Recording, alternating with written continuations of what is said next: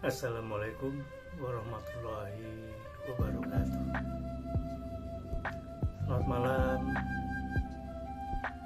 dan salam sejahtera buat kita semua. Sahabat dan saudara-saudaraku yang dirahmati Allah, perkenalkan dengan saya Adi Harsono. Saya akan mengisahkan kisah syiar Islam di Tanah Jawa secara pendek. Kisah yang akan saya sampaikan ini ditulis oleh almarhum Mbah Burham kira-kira 20 tahun yang lalu. Namun sebelum saya mengisahkan kisah sejarah ini, terlebih dahulu saya menyampaikan salam hormat dan permohonan maaf saya kepada beliau-beliau, para ahli sejarah, para sesepuh sejarah, dan para pemerhati sejarah. Bila mana kisah yang saya sampaikan ini masih banyak kekurangannya.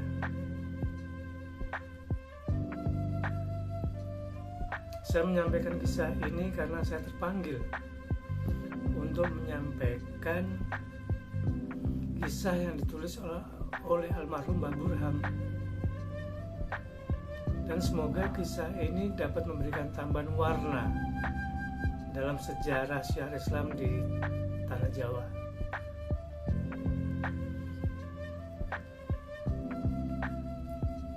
Kisah ini saya mulai dari kisahnya Ki Lamsijan dan Ki Ageng Pangkala.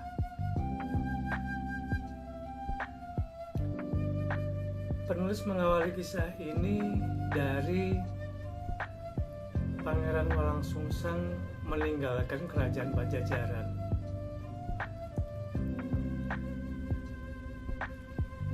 Namun penulis tidak menceritakan atau mengisahkan mengapa Pangeran Walangsungsang meninggalkan keraton Pajajaran.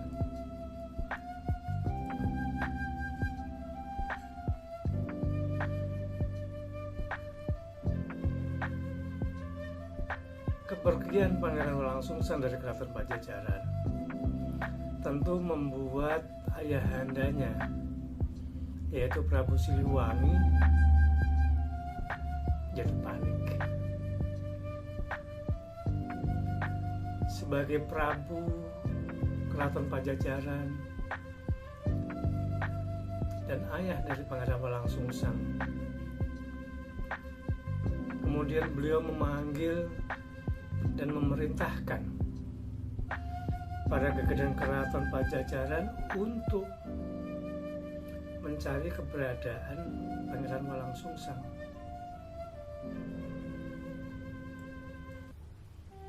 Sampai bertahun-tahun lamanya pencarian para gegeden Keraton Pajajaran untuk mencari Pangeran Walangsungsang, belum juga menemukan keberadaan Pangeran Walangsungsang.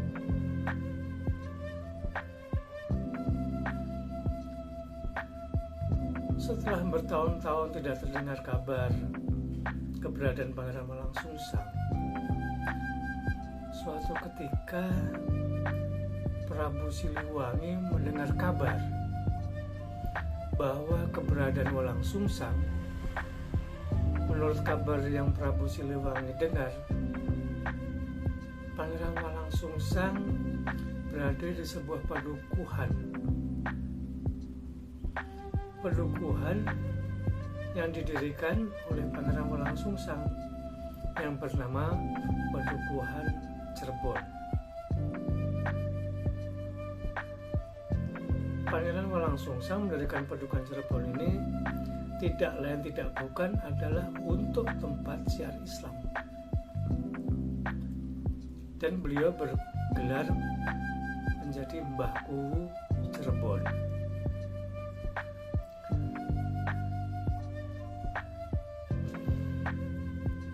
Keberadaan Padukuhan Mbah Kuwu Cirebon tersebut mengundang reaksi yang tidak nyaman dari para kegeden keraton Pajajaran. Oleh karena itu, Baku Cirebon dalam beliau berdakwah tidak jarang harus berperang melawan para kegeden-kegeden Pajajaran yang tidak senang adanya penyebaran agama Islam waktu itu. Walaupun pada akhirnya para kegeden Pajajaran tersebut menjadi pengikut setia dan turut serta di dalam penyebaran agama Islam.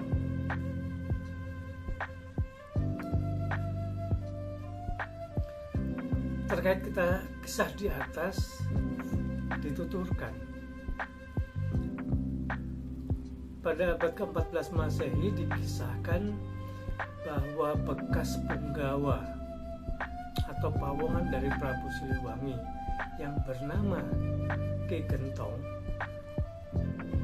beliau berkelana mengelilingi tanah Jawa. Maksud dari Ki Gentong tersebut adalah untuk mencari guru yang bisa menemukan dirinya dengan Sang Pencipta.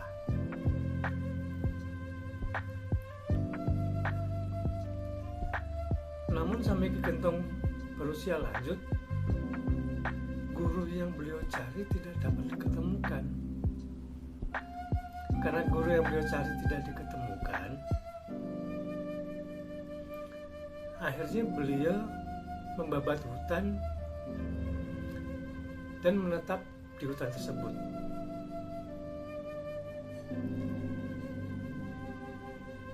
Dan mendirikan satu padukuhan yang terletak di sebelah baratnya Gunung Jati. Singkat kisahnya, bahwa padukuhan tersebut yang didirikan oleh Ki Gentong, Ki Gentong bergelar nama menjadi Ki Lamsijan.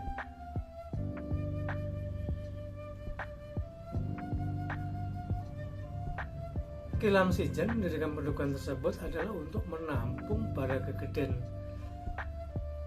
kerajaan Pajajaran yang tidak menyukai adanya penyebaran agama Islam. Tujuan utamanya adalah melumpuhkan Baku Cirebon, jangan sampai beliau melakukan penyebaran agama Islam.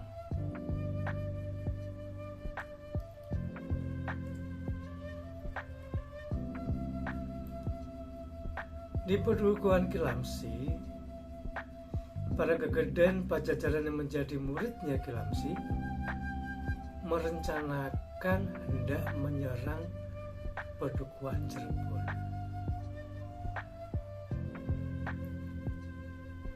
Tetapi rencana tersebut gagal. Karena apa? Karena tiba-tiba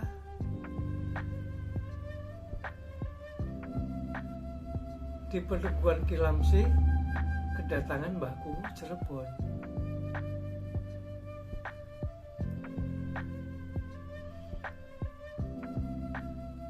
Kemudian kepada Ki Lamsi,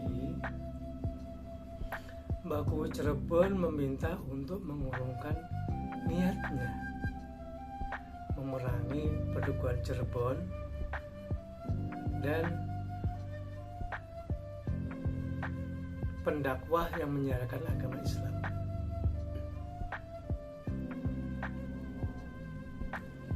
Sebaliknya,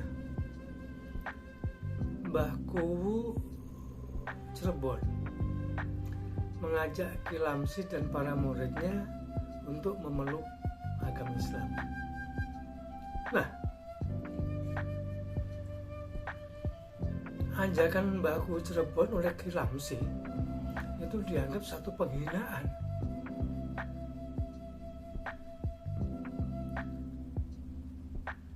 Karena Ki Lamsi merasa terhina dengan ajakan Baku tadi,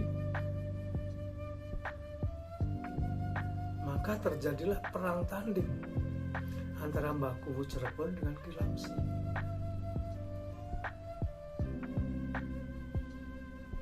dan masing-masing mengeluarkan kesaktian dan kedayaannya masing-masing.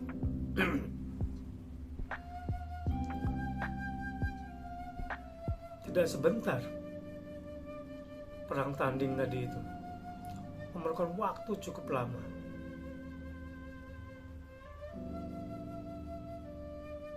Akhir dari perang tanding tersebut, Kilamsi dapat dikalahkan oleh Baku Cirebon. Dan selanjutnya Kilamsi dan para muridnya memeluk agama Islam dan mengabdi kepada Baku Cirebon. Tetapi pengabdian Kilamsi Jan tidak berlangsung lama karena beliau keburu wafat.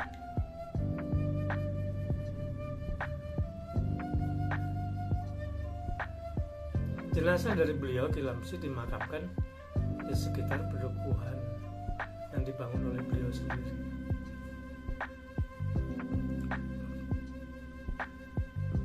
Setelah berpuluh-puluh tahun dari wafatnya Kilamsi,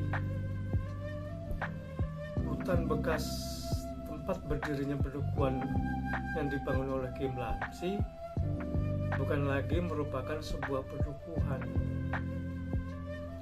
tetapi telah berubah menjadi suatu negari besar yang berbentuk kesultanan dan yang dipimpin oleh Sunan Gunung Jati.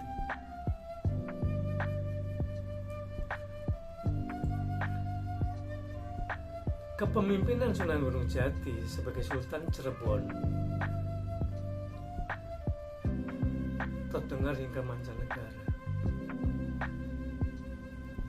sehingga tidak sedikit raja-raja di negeri seberang maupun di negeri sendiri mengutus putra-putrinya untuk berguru kepada beliau.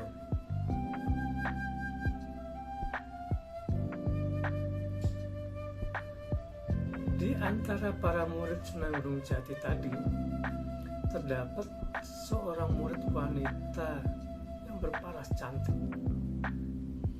dengan kesaktian yang luar biasa. Beliau bernama Nyimas Langgengsari.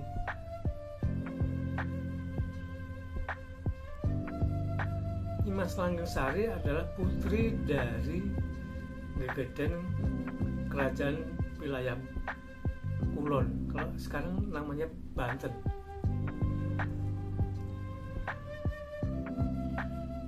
Kecantikan Nyimas Langgengsari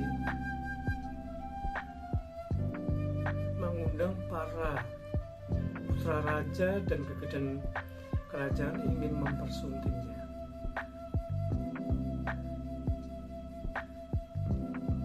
Nyimas Langgengsari bersedia dipersunting oleh para putra raja dan gegeden kerajaan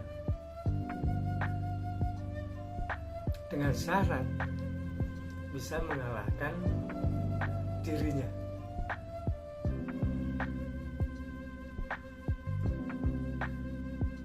Nah, seolah mendapat tantangan dari Nyimas Langgengsari, para putra raja dan gegeden kerajaan yang ingin mempersunting Nyimas Langgengsari ingin mencoba kesaktian Nyimas Langgengsari. Singkat kisah, kemudian terjadilah perang tanding dan yang masing-masing mengeluarkan kesaktian dan kedidayaannya. Tetapi dari sekian banyak para putra raja dan gegeden kerajaan tadi, tidak ada satupun yang bisa mengalahkan beliau, Nyimas Langgengsari.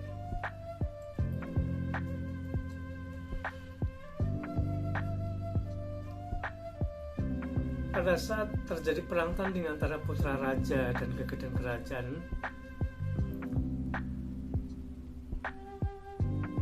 muncul seorang laki-laki gagah yang bernama Ki Ageng Pangkala yang menyaksikan Nyimas Langgengsari sedang bertanding dengan para putra raja dan gegeden kerajaan.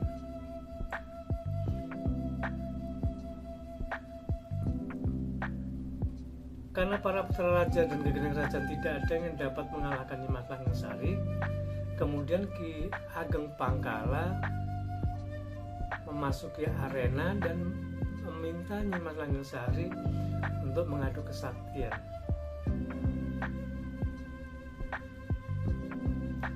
Kisah singkatnya, terjadilah perang tanding yang sangat seru antara Ki Ageng Pangkala dengan Nimas Langgeng. Tentunya masing-masing mengeluarkan kesaktian dan kebudayaannya untuk saling mengalahkan. Tetapi tidak ada satupun yang terkalahkan. Nah, di dalam perang tanding antara Ki Ageng Pangkala dan Nimas Langgeng, saat bersamaan muncul Baku Cirebon.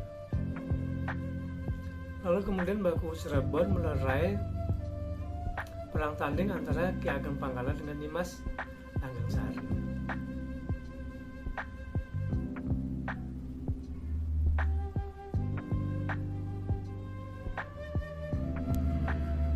Kemudian beliau menyampaikan bahwa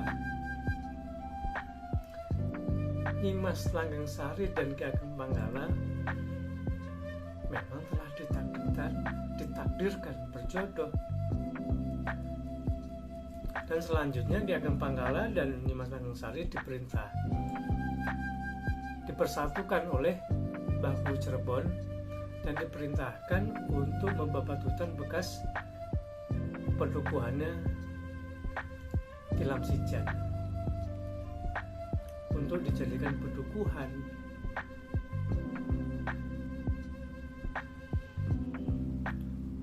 Beberapa tahun kemudian, pedukuhan yang dibangun oleh Ki Ageng Pangkala dan Nimas Langgeng berkembang sangat pesat.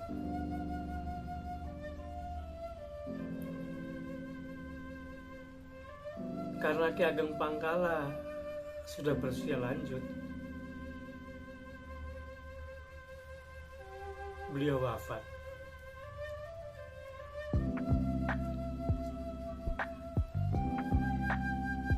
Kemudian pedukuhan Ki Ageng Pangkala dilanjutkan oleh Nimas Langgeng, istrinya.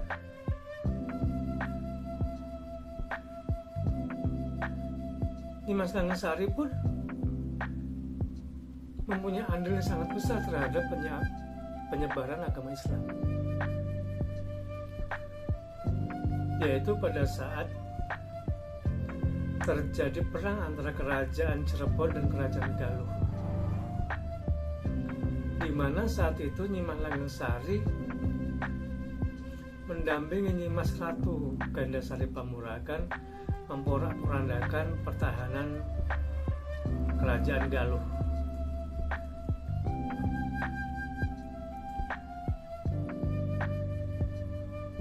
Nah, kemudian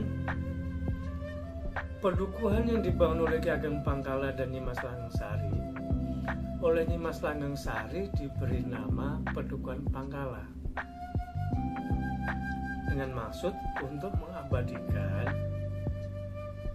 nama mendiang Ki Ageng Pangkala, suaminya. Dan Nimas Langgeng sampai akhir hayatnya mengabdikan dirinya di pedukuhan tersebut, dan jenazahnya dimakamkan di pedukuhannya yang berdampingan dengan makam Ki Ageng Pangkala. Sekarang pedukuhan tersebut bernama Desa Pangkala, dan makam kedua pendiri pedukuhan tersebut diberi nama dengan nama Makam Astana yang terletak di Kabupaten Cirebon.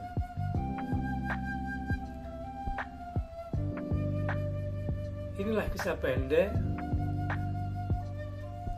Ki Lamsijan dan Ki Ageng Pangkala.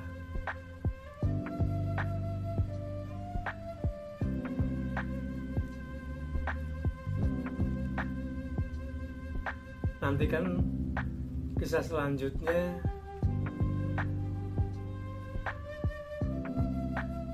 dengan saya, Pak Diarsono. Wassalamualaikum warahmatullahi wabarakatuh.